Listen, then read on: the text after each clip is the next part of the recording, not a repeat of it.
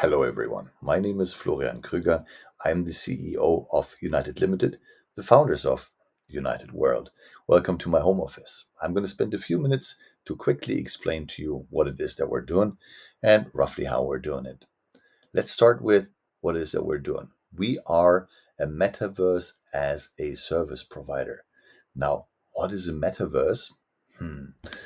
The metaverse itself is this crazy thing that has been in the news quite a bit recently, and everybody defines it a little bit differently. Some people say the metaverse is just a verse, some people say the metaverse is an application, some people say the metaverse is the new internet. The new internet where you can do all sorts of things. For example, you can go shopping, you can go and educate yourself or train someone, offer courses, many different things. Or you can go and work from the metaverse in your own version of the office. Plenty of opportunities that you have there.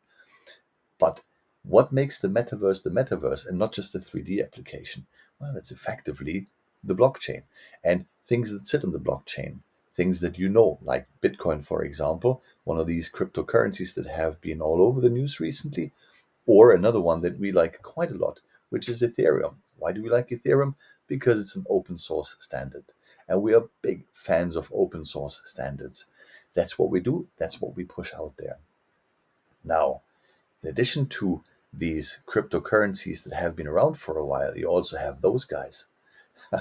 Bored monkey ape yacht club things, the weirdest ones, but actually 10,000 of them and have been sold for quite a bit of money. So, is there something behind those bored ape monkey things? Or is it actually more about land ownership? Anything you can tokenize, anything you can put into code, any virtual digital asset with an NFT, you can actually make it tangible and you can prove ownership. And that's the beauty of it.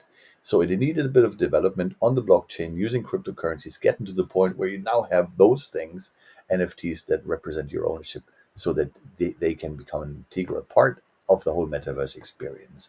And of course, yes, you also have those. You have these 3D goggles. They were in the beginning so awkward and so clumsy to use.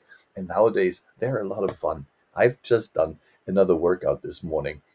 It still hurts a little bit, but it's really cool.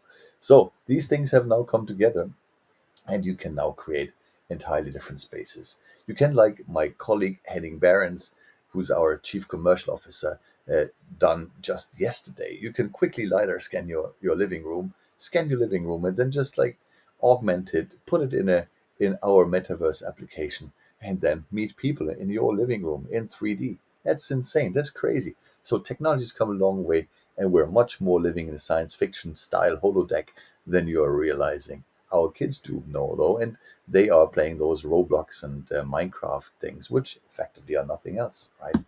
So the thing that we haven't solved yet, the thing that's really bugging me, is the whole data side. There are a few individuals or companies that currently run the internet that have ownership of all the data. And that is something that we need to change, because what they can do with that data is they can take those informations, they can cluster them, they can put them into little pockets, and then they know everything about us. What we control is not a lot. So, an example, if you have your iPhone, your Android phone, your Google phone, whatever, lying there with you, and you're talking during an evening meal about, say, for example, the gold price, you will the next day figure out that a whole lot of advertisement is coming your way that is giving you suggestions, especially around investments in gold. So, these kinds of things aren't cool. So, we think what we need is more accountability. Accountability by the people that are managing those data sets, those data pools, and of course, giving the power back a little bit to the people that should own the data, because it's your personal identity, it's your personal data. That needs to be transparent, and any monetization that goes on in the back needs to be actually well taken care of and understood by the individuals. These worlds are effectively becoming alternative representations of our real life. So we're building societies right now, we're building value spheres that are representing the real life in the digital world. So all these various components that I just talked about are coming together, and it's our responsibility to make sure that the governance and the regulatory structures are also actually supporting that. Very important. very important as well that we have proper diversity in this space. We want this to be colorful. We want this to be a representation of the real world again, right? As much as we possibly can, or maybe even an improvement. And very importantly, we also want to make sure that women and children are safe, that there are safe spaces for people that otherwise can get harassed. And we have seen that quite a few times in recent days and weeks, that it's not always been designed the right way. Typically, those huge metaverse applications that have come up in the past have been designed by men for men.